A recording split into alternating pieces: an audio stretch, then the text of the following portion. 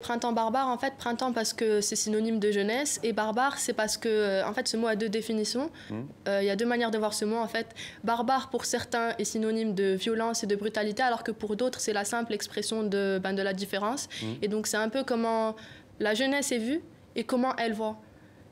Donc, en fait, par exemple, juste pour l'anecdote, pour la plupart des photographies de la série, j'ai eu des problèmes parce que, bon, en fait, il y a une certaine frustration en fait par rapport à la photo dans les lieux publics. Ouais. Et donc en fait, par exemple pour la photo avec la fille qui a les cheveux accrochés à l'arbre, ouais. Ben, en fait on a reproché à cette série-là d'avoir un caractère pornographique. Ouais. Et donc j'étais en train de faire la photo dans une forêt en pleine semaine, c'est-à-dire que c'était vide, il n'y avait vraiment personne. Et là, il y a un garde forestier qui vient pour me reprocher ça, justement. Vous dites d'ailleurs qu'on a tendance à confondre érotisme et pornographie. Oui, oui. Et donc en fait, c'est pour ça que j'ai appelé la série comme ça, parce que en fait, au centre de la série, il y a la jeunesse. Ouais. Et ensuite, c'est aussi, ce ne sont pas que des photos, parce qu'il y a aussi le texte à côté. Donc j'ai écrit pas mal de poèmes et de petits textes.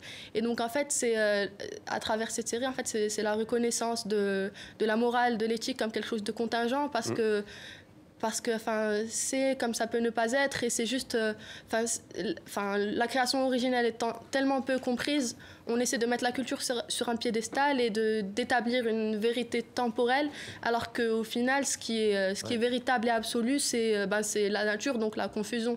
Et donc en fait, à travers cette série, c'est la reconnaissance du corps comme étant nature. Et donc voilà. Et aussi, j'essaie de mettre en avant l'aspect poétique, parce que la poésie, c'est un peu, en fait, c'est un peu une réaction contre la vitesse qui régit le monde maintenant.